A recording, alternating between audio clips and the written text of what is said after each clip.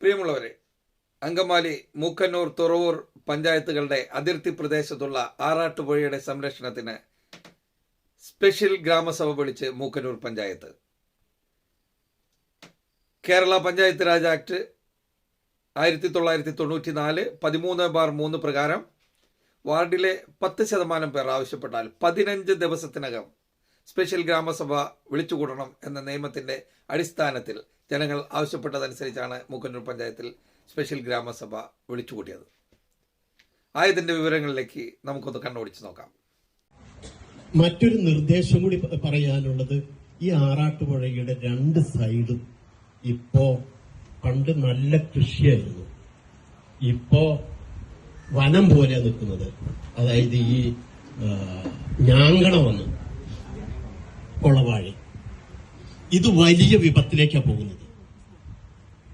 ആയതുകൊണ്ട് തന്നെ ഈ പുഴയെ എങ്ങനെ സംരക്ഷിക്കാൻ ശ്രമിക്കുന്നോ അതേ ഉത്തരവാദിത്വത്തോടു കൂടി തന്നെ ഇതിന്റെ 2 സൈഡിലുള്ള ആ പാടം, 2 സൈഡും പാടായിരുന്നു, യഥേഷ്ടം കൃഷി ചെയ്തുകൊണ്ടിരുന്നതാണ്.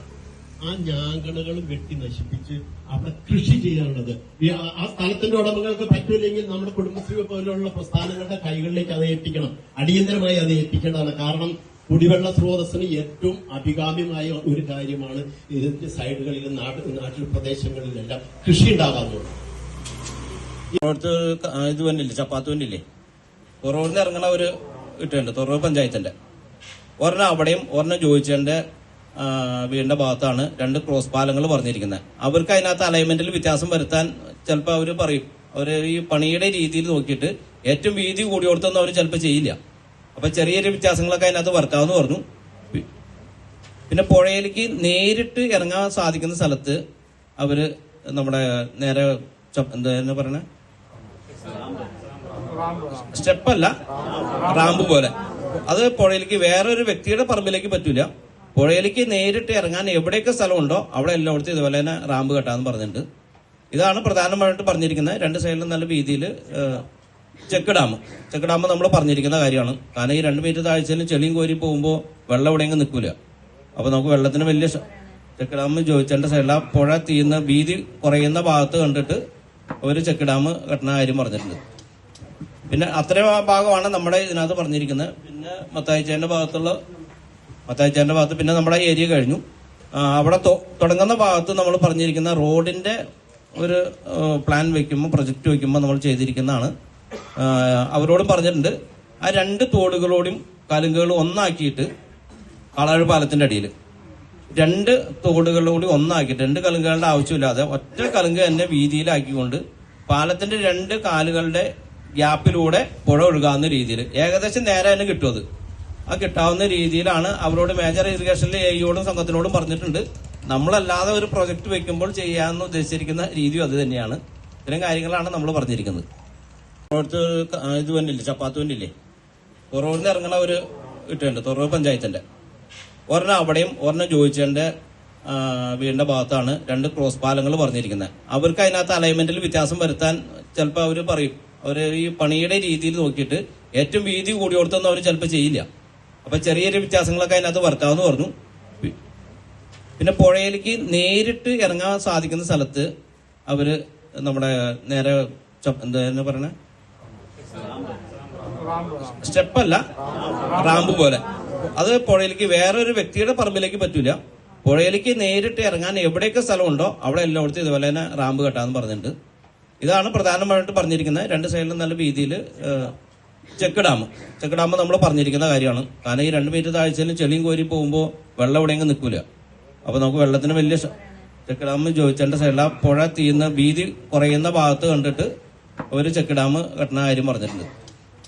പിന്നെ അത്രയും ഭാഗമാണ് നമ്മുടെ ഇതിനകത്ത് പറഞ്ഞിരിക്കുന്നത്. പിന്നെ മത്തായിച്ചേന്റെ ഭാഗത്ത് പിന്നെ നമ്മുടെ ഏരിയ കഴിഞ്ഞു. അവിടെ തുടങ്ങുന്ന ഭാഗത്ത് നമ്മൾ പറഞ്ഞിരിക്കുന്ന റോഡിന്റെ ഒരു പ്ലാൻ വെക്കുമ്പോൾ, പ്രൊജക്ട് വെക്കുമ്പോൾ നമ്മൾ ചെയ്തിരിക്കുന്നതാണ്.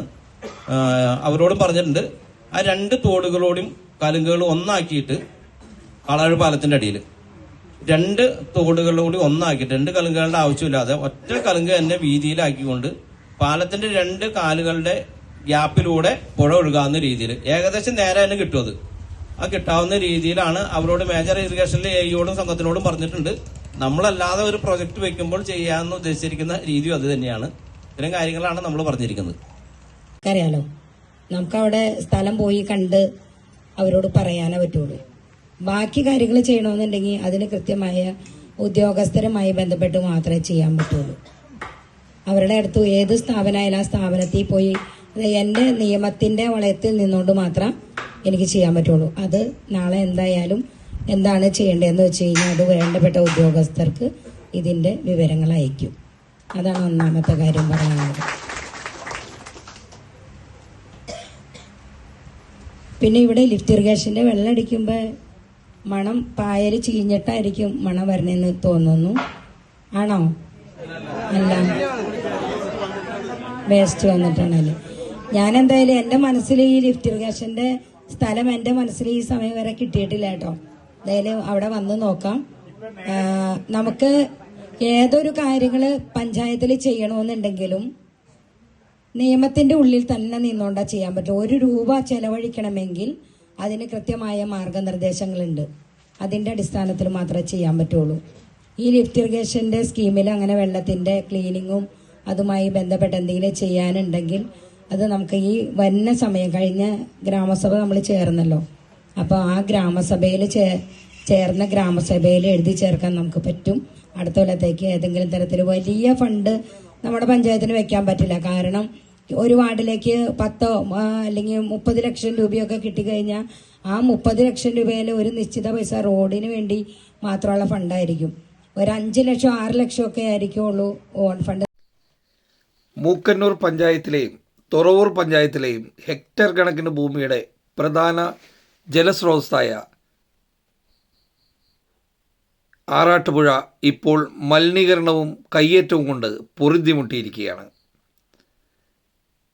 വെള്ളത്തിന് ദുർഗന്ധവും ഇറങ്ങിയാൽ ചൊറിച്ചിലും അനുഭവപ്പെടുകയും ചെയ്യുന്നുവെന്ന് നാട്ടുകാർ പരാതിപ്പെടുന്നു.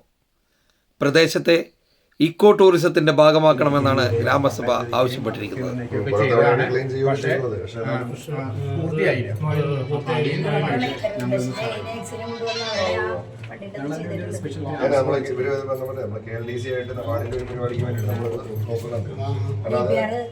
നമ്മളത് ഇത്തവണയും നമ്മൾ സാധാരണ നിലയിലുള്ള ക്ലീനിങ്ങിന് വേണ്ടിയിട്ടുള്ള പൈസ വെക്കുന്നുണ്ട്. തീർച്ചയായിട്ടും ഇത്തവണ ചെയ്യണം. അതെന്ന് പറയുന്നത് നമ്മളൊരു വാർഷികം എല്ലാ വർഷവും ഒരു ക്ലീനിങ് സാധാരണ നിലയിൽ നടക്കുന്ന ഒരു ക്ലീനിങ്. പക്ഷെ അതുകൊണ്ട് നിങ്ങൾ ഉദ്ദേശിക്കുന്ന ഒരു പൂർണ്ണമായ റിസൾട്ട് വരില്ല. പൂർണ്ണമായ ഒരു റിസൾട്ട് വരണമെങ്കിൽ ഈ പറഞ്ഞ നമുക്ക് വലിയൊരു തുക വെച്ചിട്ട് ചെയ്യേണ്ടി വരും. അപ്പൊ അതിനാണ് നമ്മളിപ്പോ നബാർഡിന്റെ ഒരു പദ്ധതിയിൽ നമുക്ക്, കാരണം വലിയ തുക വരും. ഗവൺമെന്റിന്റെ ഇറിഗേഷൻ ഡിപ്പാർട്ട്മെന്റിന്റെ ഈ സാധാരണ ചെറിയ മെയിൻ്റനൻസ് തുകയിലൊന്നും ഇതൊന്നും നിൽക്കില്ല. അപ്പം ഇത് ഒരു വലിയ പ്രോജക്റ്റ് ആയിട്ട് വേണം. അതുകൊണ്ടാണ് ഞാൻ നമ്മുടെ മുല്ലശ്ശേരിത്തോട്, മാഞ്ഞാലിത്തോട്, ആറാട്ടുപുഴ എല്ലാം കൂടെ ഉൾപ്പെടെ നമ്മുടെ നബാർഡിന്റെ ഒരു പദ്ധതി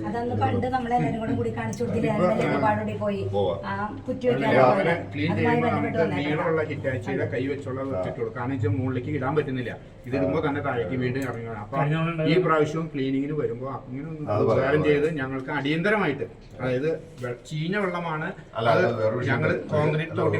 ഒരു കാര്യം കൂടി ഉണ്ട് കേട്ടോ, അതിനകത്തുള്ളൊരു അപകടം. ഇപ്പോൾ അത് ചെയ്യാൻ ബുദ്ധിമുട്ടാണ്. ഇനി മഴ തുടങ്ങി, ചെറുതായിട്ട് മഴ തുടങ്ങിയിട്ടേ ചെയ്യാനുള്ളൂ. ഇപ്പോൾ എന്ന വിഷയം വെച്ചാൽ ഇപ്പോൾ ഇത് മൊത്തം കോരിയാൽ വെള്ളം മൊത്തം പോകും. പിന്നെ നിങ്ങൾക്ക് ഒരു തുള്ളി വെള്ളം ഉണ്ടാവില്ല.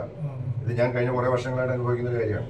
നമ്മൾ മാഞ്ഞാലിത്തോടായാലും മുല്ലശ്ശേരിത്തോടായാലും ഏത് തോടായാലും നമുക്കൊരു മെയ് മാസത്തിൽ ചെറുതായിട്ട് മഴ പെയ്ത് തുടങ്ങിയിട്ടേ ക്ലീൻ ചെയ്യാൻ പറ്റുള്ളൂ. ഇപ്പം നമ്മളിത് മൊത്തം കോരിയാൽ പിന്നെ ഒരു തുള്ളി വെള്ളം അവിടെ പുഴയിലുണ്ടാവില്ല. നമ്മുടെ കിണറിലെല്ലാം വെള്ളം, ഇപ്പോൾ ഉള്ള വെള്ളം കൂടെ ഇറങ്ങിപ്പോകും. അങ്ങനെ അതുകൊണ്ട് ഇത് വർഷം തുടങ്ങുന്നതിന് മുമ്പായിട്ട്, അടച്ചുപിടിക്കുന്നതിന് മുമ്പായിട്ട് ആ മെയ് ജൂൺ സമയത്ത് നമ്മളിത് ചെയ്യുക. അല്ലെങ്കിൽ നിങ്ങൾക്ക് തന്നെ ബുദ്ധിമുട്ടാവും. അവസാനം കിണറിൽ പോലും വെള്ളമില്ലാത്ത അവസ്ഥ ഉണ്ടാവും അവസാനം. അതുകൊണ്ട് ആ മെയ് ജൂൺ സമയത്താണ് നമ്മൾ അതിന്റെ ഒരു ഷെഡ്യൂള്. അതിന്റെ കാരണം ഇതാണ്. അപ്പൊ അത് നമുക്ക് ആ സമയത്ത് ചെയ്യാം. അടിക്കുന്ന